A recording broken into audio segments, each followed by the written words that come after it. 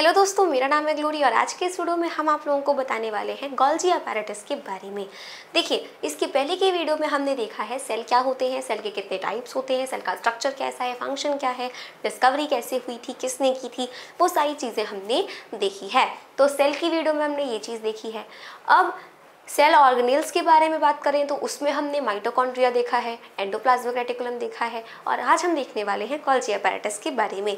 तो चलिए बिना किसी तरीके से वीडियो को हम शुरू करते हैं। सबसे पहले गोल्जी अपैरेटस देखिए, अगर ये हमारी सेल है तो सेल में क्या है, कई सारे लिटिल ऑर्गन्स हैं, राइट।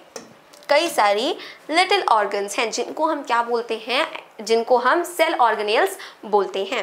देखिए, ये सभी जो लिटिल ऑर्गन्स है ना, मतलब कि सेल के अंदर कई सारे लिटिल छोटे ऑर्गन लाइक स्ट्रक्चर्स हैं।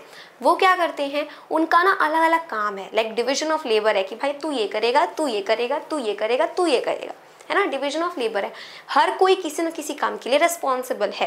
माइटोकॉन्ड्रिया अलग काम करता है, एंडोप्लाज्मिक रेटिकुलम अलग काम करता है, गोल्जी अपैरेटस अलग काम करता है, लाइसोसोम्स अलग काम करते हैं। तो इन सब का काम क्या है, अलग अलग है, राइट। तो इस तरीके से यहाँ पे अगर हम देखें तो ये आपका माइटोकॉन्ड्रिया हो गया, राइट, ये आपका लाइसोसोम्स हो गया, ये आपके राइबोसोम्स हो गए, ये आपका गोल्जी अपैरेटस है जिसके बारे में हम आज की इस वीडियो में पढ़ेंगे, ओके। और ये है हमारा एंडोप्लाज्मिक रेटिकुलम जिसके बारे में हम पहले ही पढ़ चुके हैं। एंड ये रहा हमारा प्यारा सा न्यूक्लियस, ठीक है। तो ये सारी चीज़ें हमने भाई बढ़िया से देखी है, ठीक है। अब हम क्या देखेंगे, गोल्जी अपैरेटस के बारे में देखेंगे। सबसे पहले गोल्जी अपैरेटस जो है वो रिलेटेड है आपके एंडोप्लाज्मिक रेटिकुलम से। देखिए, जो स्मूथ एंडोप्लाज्मिक, जो रफ एंडोप्लाज्मिक रेटिकुलम होता है ना, देखिए जो स्मूथ एंडोप्लाज्मिक रेटिकुलम होता है ना, उनकी जो मेम्ब्रेन्स होती हैं उनसे ही गोल्जी अपैरेटस का फॉर्मेशन होता है। और इन दोनों का काम ना थोड़ा सा मिलता जुलता है, ठीक है। अगर हम देखें एंडोप्लाज्मिक रेटिकुलम, तो एंडोप्लाज्मिक रेटिकुलम दो टाइप्स के होते हैं, एक होता है स्मूथ एंडोप्लाज्मिक रेटिकुलम, एक होता है आपका rough endoplasmic reticulum. Smooth endoplasmic reticulum क्या करता है, स्मूथ एंडोप्लाज्मिक रेटिकुलम होता क्या है, स्मूथ एंडोप्लाज्मिक रेटिकुलम जो कि विदाउट राइबोसोम्स होता है, विदाउट राइबोसोम्स होता है, राइट। एंड रफ एंडोप्लाज्मिक होता है जिसमें राइबोसोम्स अटैच्ड होते हैं, यानी कि वो विद राइबोसोम्स होता है, ऑल राइट।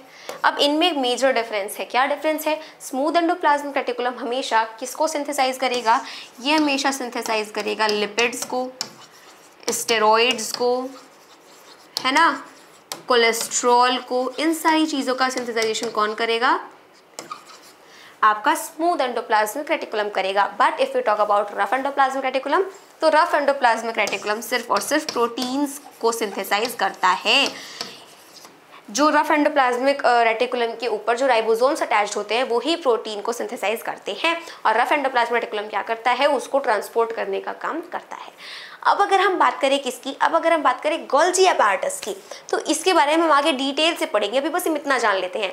देखिए, जो भी प्रोटीन सिंथेसाइज करता है रफ एंडोप्लाज्मिक रेटिकुलम के ऊपर अटैच राइबोसोम्स ही करते हैं, राइट। तो राइबोसोम्स जो भी प्रोटीन सिंथेसाइज करते हैं वो इतने फाइन नहीं होते या फिर इतने मॉडिफाइड नहीं होते हैं, ठीक है भाई। ऐसा थोड़ी ना है कि बस बना दिया, मतलब अगर फैक्ट्री में कोई चीज़ मैन्युफैक्चर हो गई तो ये नहीं कि वो आपके तक पहुंच जाएगी, उसको पैक करना पड़ेगा, बढ़िया से प्रोसेस करना पड़ेगा, उसके बाद उसको भेजना पड़ेगा, है ना, तब जा करके वो आपके पास पहुंचेगा। शॉप से खरीदते हैं ना आप, सीधे फैक्ट्री में तो जाते नहीं है। तो वही चीज़ है, यहाँ पर भी सेम वही काम है। प्रोटीन को कौन बना रहा है, रफ एंडोप्लाज्मिक रेटिकुलम के ऊपर जो राइबोसोम्स अटैच्ड हैं, बट उनको अगर हम देखें, उनको मैनेज करने का, उनको पैक करने का, पैकेजेस मैनेजिंग, ये सब कुछ कौन करेगा, ये सब कुछ करेगा आपका गोल्जी अपैरेटस। अब हम ये सब हमने समझ लिया, मतलब एक ओवरव्यू था। अब हम पढ़ेंगे गोल्जी अपैरेटस के डिस्कवरी के बारे में। देखिए, गोल्जी अपैरेटस की डिस्कवरी कैसे हुई थी, तो एक आपकी बहुत ही ज़्यादा फेमस इटालियन पैथोलॉजिस्ट थे और हिस्टोलॉजिस्ट थे, जिनको मेनली किस काम के लिए जाना जाता था, जिनको मेनली इनकी स्टेनिंग टेक्निक के लिए जाना जाता था। जब भी आप प्रैक्टिकल करेंगे, जैसे आप सेल का प्रैक्टिकल करते हैं, है ना, तो जब हम अनियन पील जो सेल होती है ना उसका प्रैक्टिकल ऑफ कोर्स 9th में होता है, अगर हम उसका प्रैक्टिकल करते हैं या फिर अगर हम चीक सेल्स का प्रैक्टिकल करते हैं, किसी भी सेल का प्रैक्टिकल करते हैं, उनमें क्या होगा, उनमें आपको स्टेन करना पड़ेगा। तो वो जो स्टेनिंग टेक्निक होती है ना वो इन्होंने ही बताई थी, दैट्स वाई ये बहुत ज़्यादा फेमस थे। देखिए क्या लिखा है, कैमिलो गोल्गी, इनका नाम क्या था, कैमिलो गोल्जी। अब देखिए Camillo Golgi was an Italian pathologist and histologist who developed staining technique in 1873 with which he was able to explore the nervous system in great detail। of course उनको nervous system को ही explore करने के लिए जाना जाता है, ठीक है, जो कि इन्होंने अपनी स्टेनिंग टेक्निक से ही कर पाए थे, ठीक है, इनके पास स्टेनिंग टेक्निक थी, इन्होंने ही बताई थी, दैट्स वाई ये नर्वस सिस्टम को बहुत ही ज़्यादा डिटेल में एक्सप्लेन कर पाए थे। नेक्स्ट क्या है, इन 1880 में क्या किया, Golgi demonstrated the presence of Golgi in nerve cells in the nervous system. इन्होंने क्या बताया कि गोल्जी जो है वो नर्व सेल्स में प्रेजेंट होते हैं, नर्वस सिस्टम में। नर्वस सिस्टम में क्या होगा, नर्व सेल्स होंगी, नर्व सेल्स में गोल्जी की प्रेजेंस है। In 1898, he identified and described an organelle in neurons named after him, Golgi apparatus। इनके नाम पर ही इस ऑर्गेनेली का नाम रखा गया था, क्योंकि इन्होंने ही भाई आइडेंटिफाई किया था, इन्होंने ही डिस्कवरी की थी इसकी, तो इनके नाम पर ही रखा गया गोल्जी apparatus।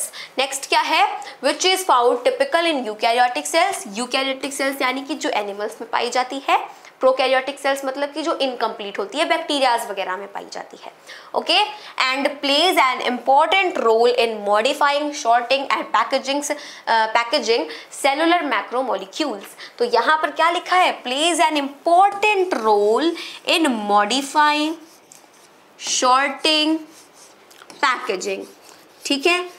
तो गोल्जी apparatus इसमें इंपॉर्टेंट रोल प्ले करता है, मैंने जैसा कि आपको बताया है, उसको मॉडिफाई करने में, शॉर्टिंग करने में, पैकेजिंग करने में, सब कुछ में कौन इंपॉर्टेंट रोल प्ले करता है, आपका गोल्जी apparatus। ओके, नेक्स्ट देखिए, अब यहाँ पर हमें देखना है गोल्जी apparatus की जो नेचर होता है, नेचर या फिर ऑकरेंस हम बोले, वो कैसा होता है, कैसा दिखता है गोल्जी apparatus।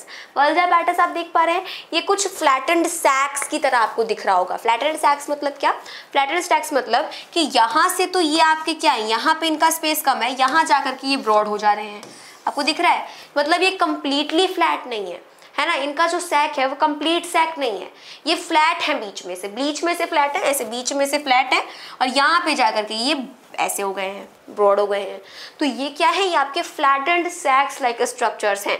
देखिए Golgi apparatus consist of a set of membrane bounded fluid filled vesicles, vacuoles and flattened cisternae closed sacs. इसको हम फ्लैटेंड सैक्स भी बोल सकते हैं, नो डाउट, ओके। तो यानी कि यहाँ पर क्या बोला जा रहा है, यहाँ पे बोला जा रहा है मेम्ब्रेन बाउंडेड फ्लूइड फील्ड, इनमें क्या होता है, फ्लूइड भरा हुआ होता है, ठीक है, फ्लूइड फील्ड वेसिकल्स, ठीक है, vacuoles and flattened sacs cisternae are usually stacked together, placed one above other in parallel रोज।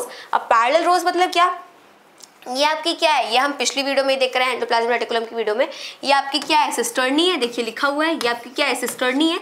तो ये जो सिस्टर्नी है वो क्या होती है, वो एक के ऊपर एक, एक के ऊपर एक प्लेस्ड होती है। जैसे देखिए इसके ऊपर ये है, इसके ऊपर ये है, इसके ऊपर ये है, इसके ऊपर ये है ना, यहाँ पे देखिए ये है। तो ये एक रो में क्या होते हैं, एक के ऊपर एक, एक के ऊपर रहते हैं, ठीक है। तो ये आपकी सिस्टर्नी हो गई।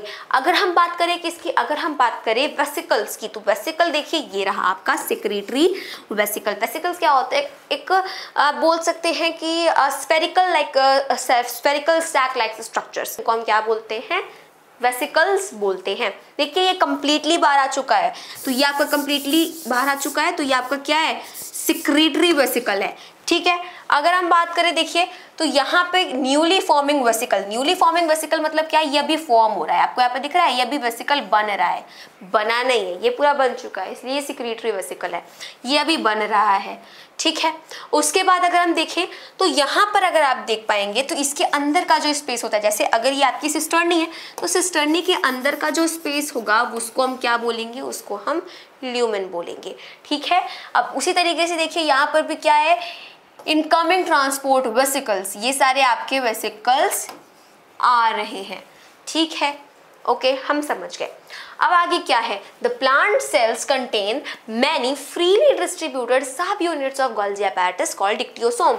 अगर आप प्लांट सेल्स में गोल्जी अपैरेटस का नाम देखेंगे तो वो डिक्टियोसोम होता है। प्लांट सेल्स में गोल्जी अपैरेटस को क्या बोलते हैं, डिक्टियोसोम्स बोलते हैं, जो कि फ्रीली डिस्ट्रीब्यूटेड होते हैं। ओके, नेक्स्ट क्या है, अब ये बहुत ज़्यादा इंपॉर्टेंट है, आपसे एमसीक्यूज में पूछ सकता है या फिर ऐसे ही 1 मार्क के क्वेश्चन में 2 मार्क के क्वेश्चन में पूछ सकता है कि गोल्जी अपैरेटस कहाँ कहाँ एब्सेंट होता है। देखिए, it is absent in bacteria. सबसे पहले तो गोल्जी अपैरेटस बैक्टीरियाज में नहीं पाया जाएगा। Golgi apparatus blue green algae में नहीं पाया जाएगा। ऑफ कोर्स ये सभी क्या है, आपके प्रोकैरियोटिक सेल्स हैं, ठीक है। मैच्योर स्पर्म्स में नहीं पाया जाएगा। Red blood cells of mammals and other animals, RBCs of mammals में भी ये नहीं पाया जाएगा। देखिए सेम चीज थी, एंडोप्लाज्मिक रेटिकुलम जो है वो आपकी ममल्स की आरबीसीज में नहीं पाया जाता है। तो अगर एंडोप्लाज्मिक रेटिकुलम ही नहीं पाया जाएगा, भाई उसी से तो फॉर्म हो रहे हैं गोल्जी अपैरेटस, तो अगर ममल्स में ईआर ही आपका नहीं पाया जाएगा तो गोल्जी अपैरेटस कहाँ से होगा, ठीक है। तो आप ऐसे याद कर सकते हैं कि पहली बात तो आरबीसीज में नहीं पाया जाएगा ममल्स के या फिर अदर एनिमल्स की, उसके बाद मैच्योर स्पर्म्स में नहीं पाया जाएगा, ब्लू ग्रीन एल्गी में नहीं पाया जाएगा, बैक्टीरिया में नहीं पाया जाएगा, ये आपके प्रोकैरियोटिक सेल्स हैं। ओके, तो इस तरीके से हमारा यहाँ पे ये चीज़ भी होता है क्लियर। अब हम देखेंगे अपनी लास्ट चीज़, डिस्कवरी देख ली, उसका स्ट्रक्चर देख लिया और उसके कुछ फैक्ट्स भी देख लिए। Now we are going to study its functions, इसके क्या क्या फंक्शंस हैं। तो देखिए, the main function of the Golgi apparatus is secretory, right. Golgi apparatus acts as a way station और assembly area for the storage, processing and packaging of various cellular secretions.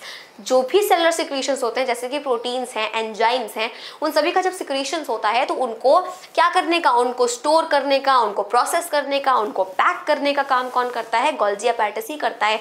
तो आप एक इस बात से आप मतलब याद कर लीजिए कि जैसे अगर मतलब ऐसे फैक्ट्री है कोई, ठीक है, तो फैक्ट्री में कोई चीज़ मैन्युफैक्चर हो रही है तो मशीन क्या करेगी, उसको बना रही है, राइट। तो आप मशीन को समझ लो कि वो राइबोसोम्स है, रफ एंडोप्लाज्मिक रेटिकुलम के क्या है, वो राइबोसोम्स हैं, वो उसको बना रहे हैं। पर वहाँ पे जो वर्कर लगे हुए हैं वो वर्कर क्या कर रहे हैं, वो वर्कर उसको मैनेज कर रहे हैं, वो वर्कर उसको पैक कर रहे हैं, राइट, वो वर्कर उसको स्टोर कर रहे हैं, राइट। तो वो सभी जो वर्कर्स हैं वो गोल्जी अपैरेटस हो गए, मशीन आपकी एंडोप्लाज्मिक रेटिकुलम हो गई, राइट। तो ये चीज आई होप आपको क्लियर है।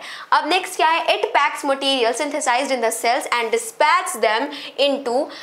dispatch them to intracellular targets such as plasma membrane and lysosomes, ठीक है। अब आगे क्या है, इट प्रोड्यूसेस वैक्यूल्स और सिक्रीटरी वेसिकल्स, वैक्यूल्स बोले या फिर हम सिक्रीटरी वेसिकल्स बोले, ये सभी देखिए ये आपके क्या है, अगर आप देखेंगे तो ये आपकी सिक्रीटरी वेसिकल है, इनकमिंग ट्रांसपोर्ट वेसिकल है, ये आपकी ल्यूमेन हो गई, मैंने बता ही दिया था। और ये आपकी क्या है, ये आपकी सिस्टर्नी है, ये सब देखिए ये, और ये आपकी क्या है, सिस्टर्नी है, ये सब मैंने आपको बता दिया था। ऑलराइट, अब आगे क्या है, इट प्रोड्यूसेस वैक्यूल्स और secretory vesicles which contain cellular secretions, cellular secretions जैसे कि क्या, enzymes, proteins, cellulose, melanin pigment, lactoprotein of milk. ये बताने की जरूरत नहीं है यार हमें, मेलानिन हम जानते ही है, मेलानिन एक पिगमेंट होता है जिससे कलर का पता चलता है। लाइक जिसके अंदर जितना कम मेलानिन होगा, मेलानिन का पिगमेंट जितना कम होगा वो उतना ही ज्यादा उसकी स्किन जो है वो फेयर होगी, वो उतना ही ज्यादा गोरा होगा, और जिसके अंदर मेलानिन का पिगमेंट बहुत ज्यादा होगा वो उतना ही ज्यादा डार्क कलर का होगा, ठीक है। तो देखिए लैक्टोप्रोटीन ऑफ मिल्क, मिल्क में कौन सा प्रोटीन मिलता है यार, लैक्टोप्रोटीन, सिंपल सी बात है, प्रोटीन्स है, सेलुलोज है, एंजाइम्स है, ये सभी जो सेलुलर सिक्रीशंस हैं, ठीक है। अब आगे क्या है, यही सब होते हैं आपके सेक्रेटरी वेसिकल्स में, ठीक है, जिनको गोल्जी अपैरेटस ही प्रोड्यूस करता है। गोल्जी अपैरेटस इज ऑल्सो यहाँ पे इन्वॉल्व होगा, Golgi apparatus is also involve in the synthesis of cell wall. Cell wall किस में होती है, प्लांट्स में होती है, प्लाज्मा मेम्ब्रेन हमारी सेल्स में होती है, एंड लाइसोसोम्स, यानी कि एनिमल सेल्स में प्लाज्मा मेम्ब्रेन होता है और प्लांट सेल्स में सेल वॉल होती है। तो सेल वॉल की सिंथेसिस में, प्लाज्मा मेम्ब्रेन की सिंथेसिस में एंड लाइसोसोम के सिंथेसिस में भी जो गोल्जी अपैरेटस है वो इन्वॉल्व होता है। देखिए जब तक आप सेल की पूरी ऑर्गेनेली को नहीं पढ़ लेते तब तक आपको ये अच्छे से समझ में नहीं आएगा। पर यहाँ पर भी देखिए अलग अलग चीज़ों के बारे में बात हो रखी है, लाइसोसोम के बारे में भी यहाँ पे बात हो रखी है। तो आपको जब पता ही नहीं होगा लाइसोसोम क्या होता है तब कैसे जानेंगे, इस वजह से पूरा पढ़ लेना है, फिर हम उसको आराम से देखेंगे कि अच्छा, तब हम रिलेट कर पाएंगे ना, लाइसोसोम ये होता है तो ये उसकी बात कर रहा है, ये होता है तो ये इसकी बात कर रहा है। बट हमने rough endoplasmic reticulum, smooth endoplasmic reticulum, मतलब हम ईआर एंडोप्लाज्मिक रेटिकुलम हमने कवर कर लिया था, ये दोनों उसके तो टाइप्स हैं, ठीक, तो एंडोप्लाज्म रेटिकुलम का ही, एंडोप्लाज्म रेटिकुलम की जो मेम्ब्रेन्स होती हैं उनसे ही बनता है गोल्जी अपैरेटस। ठीक है, तो गोल्जी अपैरेटस क्या काम करेगा? गोल्जी अपैरेटस जो भी सेलुलर सिक्रेशंस होंगे उनको ट्रांसपोर्ट करने का, पैक करने का, मैनेज करने का, स्टोर करने का काम करेगा। ऑलराइट, सो ये था हमारा गोल्जी अपैरेटस। मिलते हैं अपने अगले वीडियो में, तब तक के लिए मेरे सभी दोस्तों को मेरी तरफ से जय हिंद, जय भारत।